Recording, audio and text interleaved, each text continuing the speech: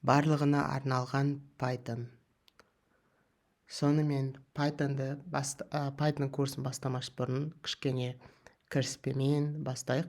Жалпы компьютерлер не үшін керек? Компьютерлер бізге көмектесу үшін керек. Оның бір ғана мақсаты болады, яғни ол бізге көмектесу. Бірақ оларға не істеу керек екенін түсіндіру үшін біз олардың тілінде сөйлей білуіміз қажет. Мысалы, программалау деген не екенін кішкене түсініктірек болу үшін мынандай оңайырақ мысал жасадым, дайындадым. Мысалы, мынау адамдарға арналған программа. Бұл жерде бір нақты алгоритм бар. Мысалы, музыка басталған кезде сол қолға жоғары, оң қол жоғарыға, сол қол артқа, солай бір алгоритм бар, бірінен соң бірі қайталанып келетін. Дәл сол сияқты компьютерлерде де сондай алгоритм біз солай жазып береміз, дайындап. Бұл программалау деп аталады. Енді бізде мына жерде видеоны паузаға қойып, 3 қате тауып көрші.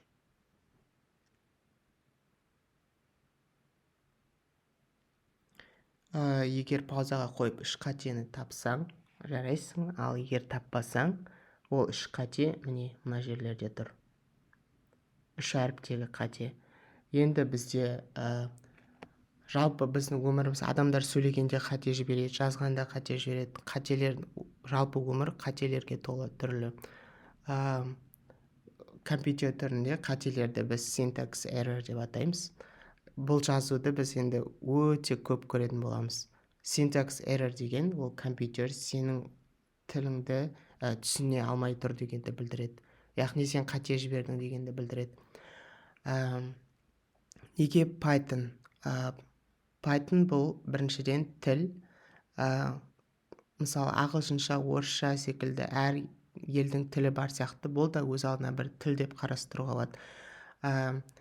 Енді Гарри Поттерді қарасаңыз, сол жердегі 4 факультеттің біреуі Слизерин. Соларда көп адамдар түсінбейтін тілде сөйлей біледі, сол факультетте оқитындар. Олар жыланмен сөйлесіп біледі. Python да сондай, яғни оны көп адамдар түсінбейді, бірақ түсінсең өзіңнің бір ерекше компьютермен тілдесе аламын деп санасаң болады, бірақ жақында түсіне бастайсың. Python бұл басқа программалау тілдеріне қарағанда бұрын жалпы қателеспесем Python 20 жылдан сәл көбірек болды шыққанына. Енді одан ертеректе программалау тілдері өте күрделі, өте сондай қиын болған, бірақ Python ол жаңағы барлық сапаларды сақтай отырып, барлық функцияларды сақтай отырып, оңайлатылған версиясы. Енді бір нәрсені ұмытпаған жөн. Мысалы, сен басқа тілде сөйлеп үйренейін деп жатырғанда көп қателіктер жасайсың. Сол сияқты Python'ды да үйреніп жатқанда өте көп қателіктер жасау мүмкін. Және компьютер сенің қателіктеріңді кешірмейді, ол өте қатал қарайтын сияқты болып көрінеді. Ондай кезде сен syntax error деген жазуды, осы қызыл жазуды өте көп көресің. Енді мысалы, мен сағаттап код жазғанда компьютер маған syntax error береді. Сосын мен жақсы деп жөндеп қайтадан салсам, тағы да syntax error береді. Сол сияқты көп уақытыңды жұмсап, көп еңбек еткенде компьютер жай ғана түсінбейтінін айтып syntax error береді. Сол кезде мен компьютердің ішінде отырған монстрды жек көретін едім. Ол мені ұнатпайтын шығар деп ойладым.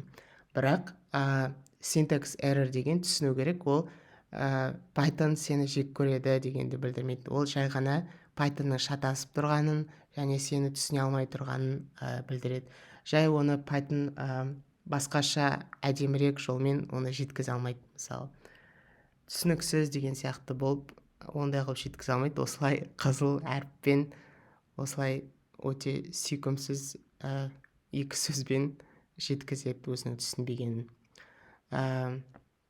Енді Жалпы біз Pythonның тілін үйренеміз, себебі Python біздің тілді үйрене алмайды. Яғни біз адамдар Pythonнан ақылдырақпыз.